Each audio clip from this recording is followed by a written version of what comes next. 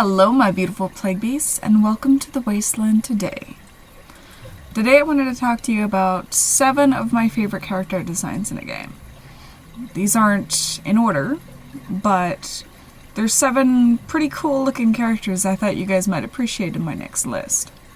While they're not in order, if I had to pick a favorite, I would probably pick the first one. You'll see. A lot of you didn't play that game, but I think you'll like his design. How do you guys like the lighting I've got today? Got a new lighting setup, I got a new camera. My Sony kit let me down, but Microsoft swooped in to save the day, so I love you, Microsoft. Thank you for the awesome camera and awesome lighting setup. I appreciate it. Sony, you let me down. Alright, let's get into the video. My number 1, not any order character design is Nero the Sable from Final Fantasy VII Dirge of Cerberus.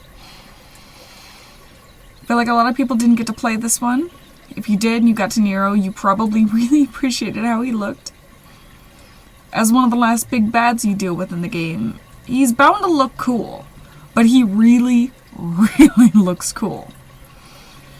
As a representation of the knight being the sable, having the kind of bat-like influence on his character design with his wings is really, really awesome. And it kind of brings in the machines and just how crazy these guys are. He also has a very obvious, like, straitjacket reference, and I think that kind of symbolizes the unclean and the unstable in him that comes into play later on. And I think it also kind of represents his corruption. I love this character. My second character I want to talk about is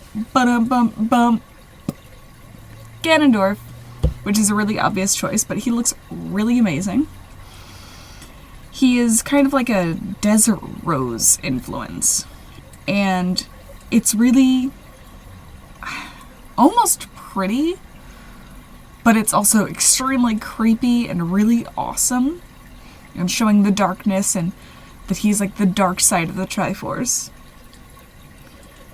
I love how Zelda and Link have the really soft curves and the flow in their design, and it's very gentle, and Ganondorf's the complete opposite with his sharp angles and edges and having his rigid parts to his design.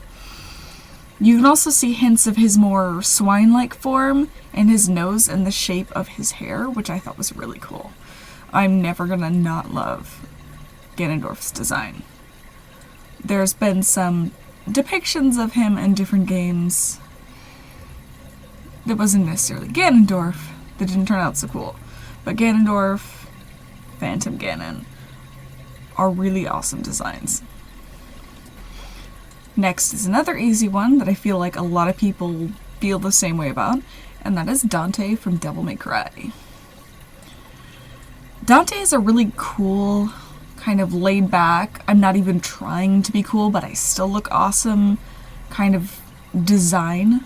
His outfit, his hair, it's all extremely simple, but yet he pulls it off so well, and it really fits his personality. The badass without needing to try to be. Everything about his design is just laid back awesome, and it suits him perfectly. And next I got my girl Bayonetta. Another no-brainer. I feel like she's one of the best designs of any character ever. She's got a very playful, sexy kind of look, which really goes with her personality and how the game plays out, and just, it's perfect. You could almost even say her hair displays almost like a witch hat, which I thought was kind of cool. It's not perfect, but I'm wondering if that's kind of what they were going for with it. Everything about her design plays perfectly with her sexy, playful, panther-like attitude. And the fact that her whole getup is made out of her hair is really awesome. It's just everything about her is awesome. Now for my boy, Kratos. He is perfect simplicity that says a lot and still looks absolutely epic. His design is very simple, yet it's awesome, intimidating, it's very primal and raw, and shows his more barbaric, animalistic nature. I think in the new one, adding his beard not only showed that he's aging and things are changing, but I think it brought in a more human, soft side to him. So I really liked that, especially going with the story and what they were going for. So I definitely liked adding in the beard. It was a nice touch. And then, of course, having dead people's ashes tattooed in your skin is really cool, though tragic if you know the history behind it. But he's got a great character design, even though it's extremely simple. Here's one that is of no surprise to anyone, ever. And some people are probably thinking this was going to be my number one, but it's a not in order list. So, I'm dodging the bullets on this one. Sephiroth. The one-winged angel is... actually, really almost nothing needs to be said about him. He is extremely sexy, but super badass and intimidating. You can see subtle hints in his armor that kind of show that he was once connected to Soldier, but that's almost completely gone. And you could even see like a little bit of Genova in him, even though, you know, I like that they're kind of piecing everything together in his outfit. One thing I've always wondered about, though, is the chest straps. I've always wondered if those were kind of hinting at his eternal marionette strings and being Genova's puppet. It's kind of like a restraint, almost straitjacket, being controlled by someone. I hope his design never changes. I feel like it would never, ever beat what it is now. Lastly is either going to seem like a very odd choice to you, or people are going to be like, oh my god, yes. It is my boy, Rama the Fulgarian from Final Fantasy.